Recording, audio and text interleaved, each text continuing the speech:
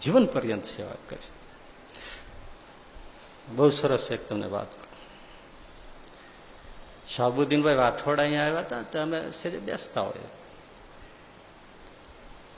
મેં એક એમને પૂછ્યું કે શાહબુદ્દીનભાઈ, આ હિન્દુ સમાજમાં માતા પિતા વ્રત થાય હાલત બહુ ખરાબ છે. ઘણા વૃદ્ધાશ્રમો થાય છે. બિચારા 2-2, 3-3, 4-4 દીકરા હોય તોય તરછોડી દે અને પછી વૃદ્ધાશ્રમમાં દારૂણ સ્થિતિમાં જીવતા હોય. પણ મુસ્લિમ સમાજમાં એક પણ વૃદ્ધાશ્રમ નથી. ખબર છે તમને? એક પણ મુસ્લિમ માતા પિતા તમને ભટકતો નહીં દેખાય. ગરીબમાં ગરીબ પરિવાર હશે તો મા બાપની અંતિમ શ્વાસ સુધી સેવા કરે છે. વિચાર કરો, આ તો ગાળ્યો જ દેવી છે. ખાલી સારું તો લ્યો. એની જે ખુદા તાલામાં વિશ્વાસ છે, બંદગીમાં શ્રદ્ધા છે, 5 નમાજ પઢવાની જે ટેક છે, કુરાન પ્રત્યે માથું તોડી નાખે એવી જે શ્રદ્ધા છે, આપણને કયા શાસ્ત્રમાં ને કઈ બાબતમાં એટલો વિશ્વાસ છે ને શ્રદ્ધા છે? 5 માનસી પૂજા નથી થતી, સવાર પૂજા નથી થતી, સાંજે આરતીમાં આવવાતું નથી. અને તમે જો 1 વાગ્યા હોય તો એ તરત ફટ બધું મૂકીને નમાજ પઢવા નીકળી જાય મુસ્લિમ બિરાદર. સારું તો શીખવું જોઈએ ને. એમણે મને સરસ વાત કરી કે અમારા ઇસ્લામ ધર્મના પાયામાં એક કથા છે.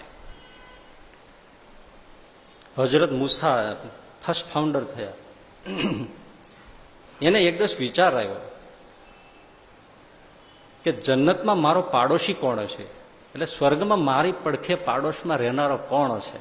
આવો વિચાર આવ્યો. પછી ઇબાદતમાં બેઠા, બંદગીમાં બેઠા, નમાજમાં, તો એને અવાજ સંભળાયો, હજરત સુન લો, જન્નત में तुम्हारा पाड़ोश में અલી મોચી હોગા. અને એ અલી મોચી એનાથી થોડે દૂર જ રહેતો હતો. એટલે આ તરત બંદગી નમાજ પૂરી કરી અને તરત જ અલી મોચીને ખોળવા નીકળ્યા. એનું ઘર મળ્યું. આ જોયું તો એક દ્રશ્ય દેખાયું.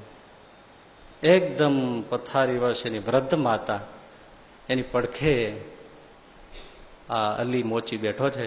માથે માના ઉપર હાથ ફેરવતો જાય છે, માથા ઉપર, અને કટોરી છે, અને કટોરીમાં રૂનું પૂંબડી બોળી બોળી, અને ઘૂંટડે ઘૂંટડે પણ માં દૂધ પી શકે એમ નથી, એટલે એમાં રૂનું પોતું બોળી અને એના માતાના મુખમાં ટીપા પાડે દૂધના. લ્યો માં પીવો. આવી રીતે એક કટોરો દૂધ પાયો.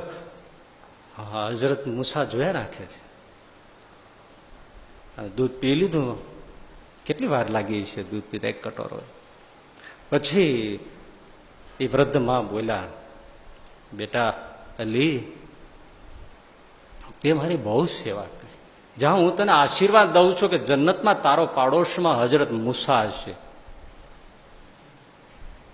એ સંત. અને હજરત મૂસાને સમજાઈ ગયું. એટલે એના કુરાનમાં લખ્યું છે કે જન્નત તમારા માતા પિતાના ચરણોમાં છે.